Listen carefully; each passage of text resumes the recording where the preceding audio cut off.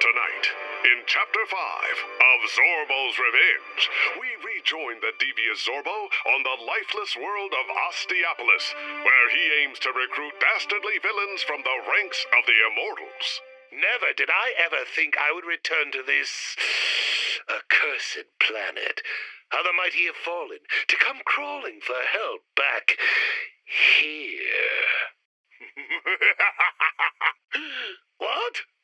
Who's there? A towering figure emerges from the fog, clad in the suit of an alien cosmonaut. His face, a ghostly visage, a mirage, twisted into the shape of a horrifying skull. Oh, don't recognize me, my nemesis. It has been 30,000 years after all. 30,000 years since you stole my most prized possessions and my life. 30,000? No, it can't be. You're...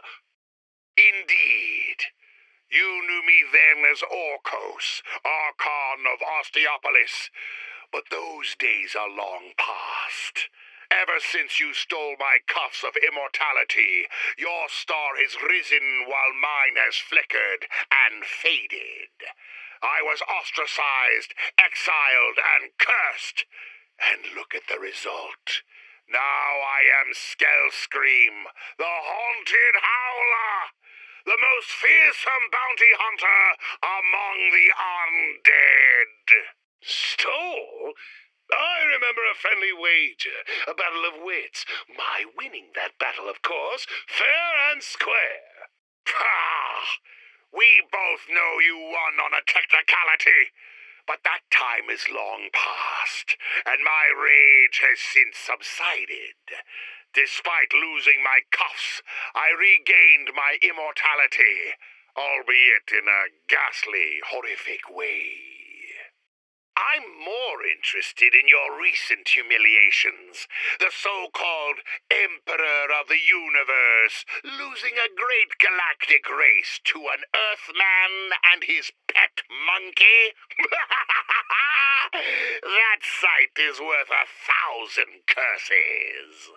Yes, well, we shall see who's laughing once my army and I blow his pathetic planet to smithereens. By the way, did you say bounty hunter? Yes! The most fearsome among the undead. Why do you ask? Look, this is a little awkward for me, but I am currently seeking assistance. Simply help me defeat Captain Cosmos and that blasted Jangles, and the wealth of the universe could be yours. Intriguing, little Zorbo.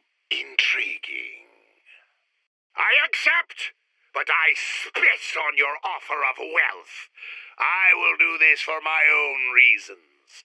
To succeed where you have failed, and claim victory over a foe that even you cannot vanquish.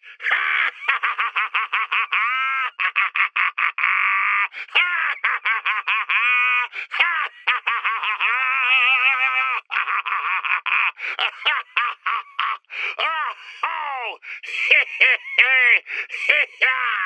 yes, it feels good. Damn, I haven't laughed that long in centuries. Skellscream cackles into the Ostiopolin Evernight, and Dr. Zorbo has gained another powerful ally. His evil army continues to grow, and together they march toward confrontation. Will the horrible Skellscream succeed where Dr. Zorbo has failed? Stay tuned, listeners.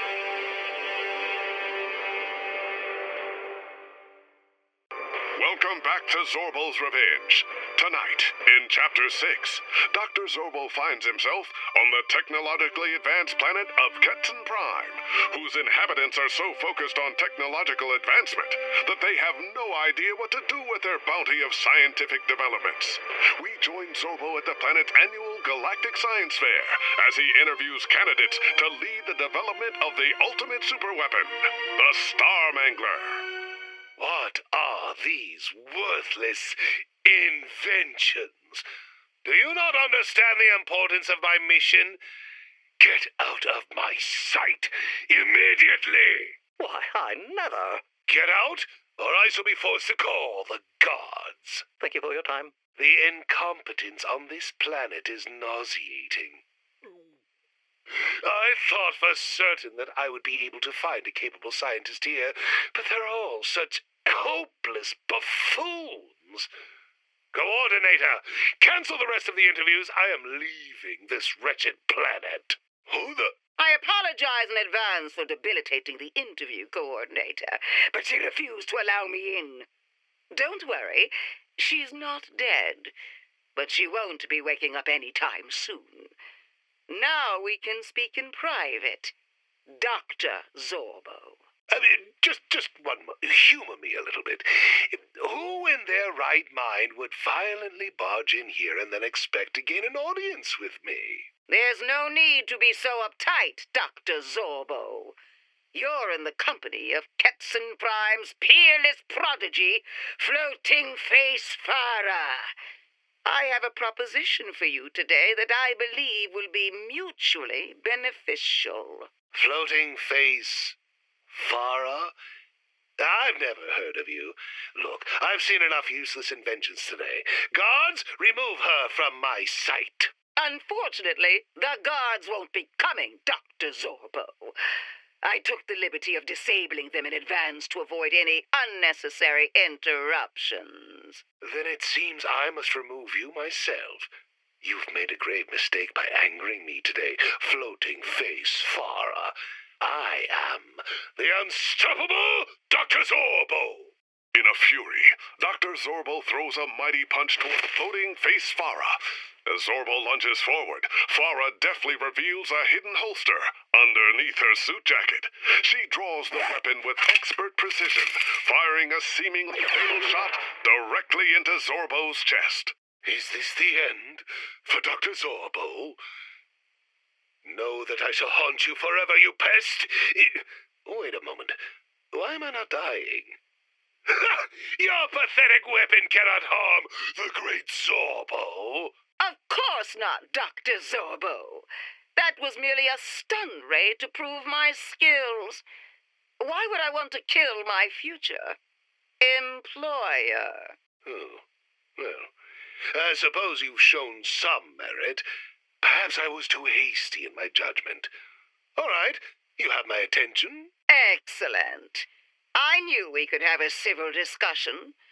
Quite frankly, I grow tired of my home planet. None of my fellow Ketsonians have any grand ambition. They invent useless trinkets without any purpose, immediately neglecting them to discover something new. I refuse to continue participating in this pointless cycle. Please allow me to join your cause so that I can finally see my inventions put to real use. And so it seems there's at least one scientist on this planet who isn't a complete fool. But you're aware that there is a glaring problem with your proposition, Farah. I cannot kill Captain Cosmos with mere stun rays. Not to worry, Dr. Zorbo. That's where my latest creation comes into play. The Food Blaster 9000. It generates a 1 billion gigawatt laser, which is separated into millions of more controllable micro-lasers. These micro-lasers are then shot at the food thousands of times within a nanosecond. Any meal will be perfectly heated and ready for consumption in under a second. I'm not really following.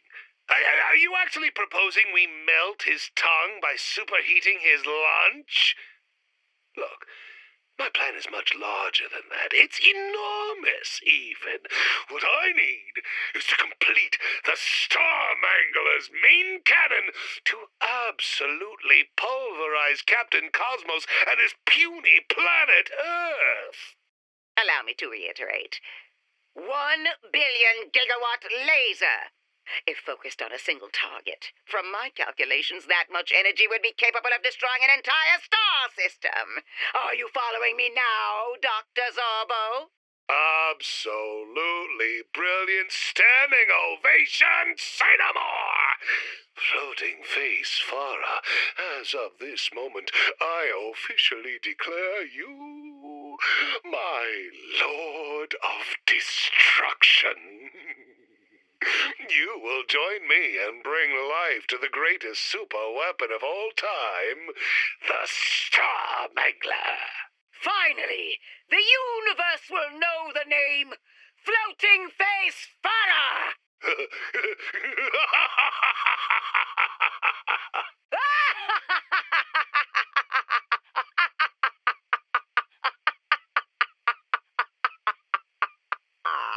With the Lord of Destruction now in his ranks, Dr. Zorbo moves one step closer to completing construction of the Star Mangler. Will Captain Cosmos prevail against such a powerful superweapon? Or is Earth doomed to become space dust? Find out more in the exciting next chapter of Zorbo's Revenge.